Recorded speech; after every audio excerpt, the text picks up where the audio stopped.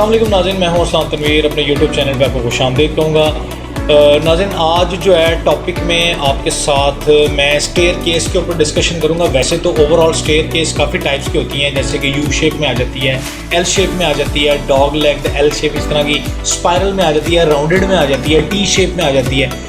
Shapes के ऊपर जाएंगे तो फिर बहुत लंबी एक डिबेट हो जाती है, लेकिन आज के टॉपिक में मैं आपके साथ स्ट्रेट स्टेयर्स के हवाले से डिस्कस करूँगा जो बिल्कुल स्ट्रेट जाती हैं। एक तो ये मैं डिस्कस कर लेता हूँ आपके साथ कि वो स्ट्रेट स्टेयर्स का क्या सिनेरियो है, डेप्थ कितनी है, कितने स्टेप्स के बाद लैंडिंग आ जानी चाहिए। और दूसरा एक मेजर चीज़ जो है जो ऑल टाइप्स ऑफ स्टेयर्स के अंदर अप्लाई की जाएगी वो ये है कि स्टेयर्स के राइजर ट्रेड की किस तरह की शेप होनी चाहिए। मैंने अपनी लाइफ में एक तजर्बा किया है जिसके बाद मुझे एक चीज़ का अंदाज़ा लगा यार इसको बेहतर किया जा सकता है, तो वो मैं आपसे डिस्कस कर लेता हूँ। वीडियो को एंड तक जरूर देखिएगा और अगर अभी तक आपने इस चैनल को सब्सक्राइब नहीं किया तो सब्सक्राइब कर लें और बेल आइकॉन को जरूर प्रेस कीजिएगा ताकि नेक्स्ट आने वाली जो वीडियोज़ हैं वो आसानी से आप तक पहुँच सकें। तो बगैर वक्त जाए कि इसको स्टार्ट करते हैं। बिस्मिल्लाहिर्रहमानिर्रहीम। तो नाज़रीन, यहाँ पे स्क्रीन पे आप एक तस्वीर देख रहे हैं, ये बेसिकली स्ट्रेट स्टेयर्स के हवाले से डिस्कशन थी जो मैंने आपको बताया। तो अगर आप देखें तो आपको पता चलेगा कि मैंने एक क्रॉस मेंशन किया हुआ है रेड में और एक को टिक किया हुआ है। तो जो रेड में है वो मैंने क्यों क्रॉस किया है उसका मैं रीज़न बता देता हूँ। कभी भी जब कभी स्ट्रेट स्टेयर्स आप डिज़ाइन करते हो ना तो ये नहीं हो सकता कि वो स्टेयर बिल्कुल स्ट्रेट जा रही है, उसके अंदर कोई लैंडिंग नहीं है, 20-25 स्टेप चले इकट्ठे ही आपने चढ़ा दिए हैं और उसमें लैंडिंग को नहीं दी। इवन कि अगर आप किसी सरकारी महकमे से भी इस तरह की स्टेयर्स की अप्रूवल मांगोगे तो वो भी ऑब्जेक्शन लगा देंगे कि इन स्टेयर्स के मिड में कहीं आगे लैंडिंग का होना बहुत ज़रूरी है। तो जो नीचे वाले स्टेयर को आप टिक देख रहे हो तो वो मैंने बिल्कुल मिड में करके किया है, जो 11 स्टेप्स के बाद एक लैंडिंग आ रही है। 11 नीचे हैं, 11 ऊपर और बीच में एक लैंडिंग आ रही है। मैं आपको ना इसकी एक मिनिमम रिक्वायरमेंट बता देता हूँ जो कानून के अंदर है। ये पूरे पाकिस्तान में लाहौर के अंदर LDA लाहौर डेवलपमेंट अथॉरिटी से जो कानून के तहत अप्रूवल मिलती है ना वो मैं आपको बता देता हूँ। एक तो आपने बात इन रखनी है कि 13 स्टेप्स के बाद आपने एक लैंडिंग लाजमी देनी है, वरना इसके बगैर अगर आप डायरेक्ट स्टेयर पर केस चढ़ा दोगे और LDA में नक्शा अप्रूवल के लिए भेजोगे तो वो ऑब्जेक्शन लगा देंगे। तो इससे ये साबित हुआ कि स्ट्रेट स्टेयर जो भी किसी भी किस्म की कहीं पर भी डिज़ाइन कर रहे हो, खा वो रहायशी में है खा वो कमर्शियल में है, तो 13 स्टेप्स के बाद आपने एक लैंडिंग देनी है और बाकी के रिमेनिंग स्टेप बाद में देने हैं। सर आपने नेट पे भी देखा होगा ये इस तरह के इमेजेस बाहर के घरों में वो स्टेप के अंदर पूरी एक स्ट्रिप लाइट चलती है। वो क्या चीज़ है उस पर डिस्कशन करते हैं और उसको किस तरह से लगाया जा सकता है, उसके अंदर किस तरह से लाइट मैनेज होती है, तारें किस तरह बिछेंगी जो अंडरग्राउंड होंगी जो नज़र नहीं आएंगी, ये सारी चीज़ें एक मज़ेदार डिबेट में जाएंगी। तो अब मैं आपको वो भी बता देता हूँ कि उसका क्या सिनेरियो है। तो नाज़रीन, अभी आपकी स्क्रीन पे जो इमेज तस्वीर चल रही है, आप इस तस्वीर को अगर देखें तो आपको पता चलेगा स्टेप जब भी आप पूरी सीढ़ी डिज़ाइन कर लेते हो तो उसके ऊपर आप ग्रे नाइट रखते हो और ग्रे नाइट जब आपका पूरा इस तरह से आता है तो उस ग्रे नाइट के अंदर हमने एक जरी मारी हुई है 2 सूत्र की, जिसके अंदर रॉप लाइट की बिल्कुल रॉप लाइट तो बिल्कुल बारीक सी होती है, वो एक तो मोटी रॉप लाइट भी आती है ना मोटे पाइप वाले, बिल्कुल बारीक झिल्ली से आती है।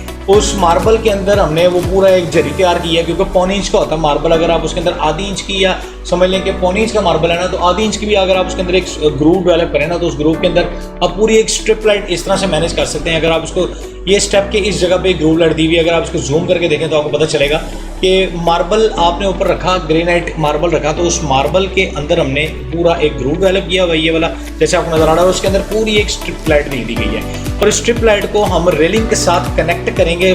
जैसे ये इस तरह से पूरी ये सीढ़ी है ना तो पूरी एक स्ट्रिप लाइट चली, यहाँ पे सीढ़ी जाकर दीवार से जुड़ रही है, वहाँ से दीवार में जरी मारी और जरी मार के ऊपर जाकर कहीं पे भी अंडरग्राउंड करके उसका कनेक्शन कर दिया और कहीं पे उसका एक बटन दे दिया, बटन ऑन किया तो पूरी स्टेप लाइट पूरी स्टेप के अंदर एक लाइट वो चल पड़ती है। ये है स्टेप लाइट बनाने का तरीकाकार मैंने। तो ये जो तीसरा इमेज आप अपनी साइड पे स्क्रीन पे देख रहे हैं ना, इस इमेज में क्या जाहिर हो रहा है, अगर आप राइट साइड वाली पहली ऊपर वाली स्टेयर को देखें ना जो ये वाली है इसको देखें तो यहाँ पे आपको पता चलेगा अमूमन हम लोग तो ऐसे डिज़ाइन करते हैं कि वो आपने 1.25 इंच बाहर निकाला मार्बल तो वो उसके नीचे आपने जैसे मैंने भी आपको पहले वाले टॉपिक में बताया कि वो मार्बल 1.25 इंच बाहर आया उसके अंदर आपने स्ट्रिप लाइट दे दी।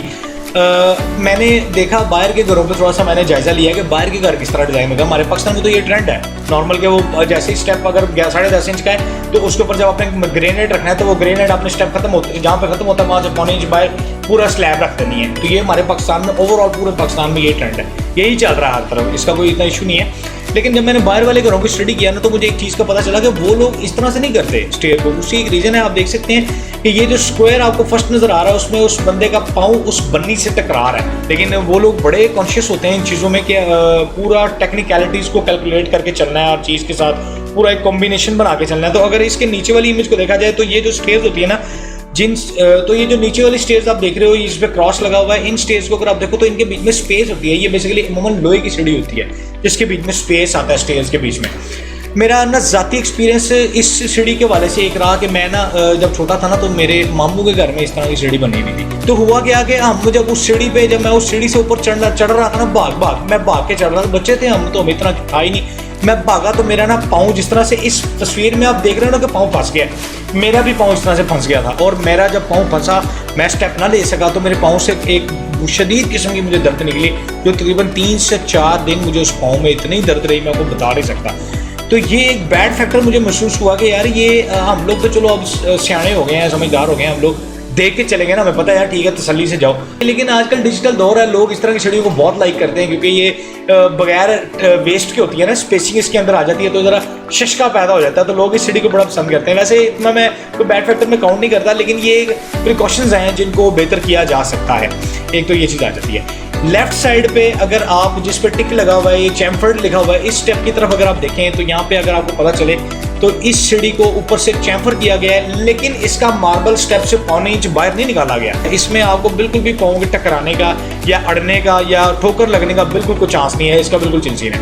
यह है चैम्फर्ड स्टेयर। इसके ऊपर आपको नजर आ रही है राउंडेड स्टेयर। अगर आप राउंडेड स्टेयर्स की तरफ देखें तो आपको पता चलेगा स्टेयर्स को जब डिज़ाइन किया गया है तो उन डिज़ाइन में कंक्रीट, जब यानी कि कंक्रीट का काम किया गया सीढ़ी के अंदर, तो उस सूरत में उसकी जो पोरिंग की गई है, उस पोरिंग को ही राउंडेड शेप में कर दिया गया। फिर जब इसके ऊपर मार्बल या ग्रेनाइट लगाया जाएगा तो उसको भी वो ग्राइंडर के साथ राउंडेड शेप में इस तरह से डिजाइन करेंगे। तो नाज़रीन, वीडियो को यहाँ पे एंड करते हैं। उम्मीद है आपको वीडियो पसंद आएगी। अगर आपको वीडियो अच्छी लगती है तो वीडियो को लाइक करें, वीडियो को शेयर करें और चैनल को ज़्यादा से ज़्यादा सब्सक्राइब कीजिएगा। नेक्स्ट वीडियो में फिर मुलाकात करेंगे। Until the next time, thank you very much. अल्लाह हाफिज़।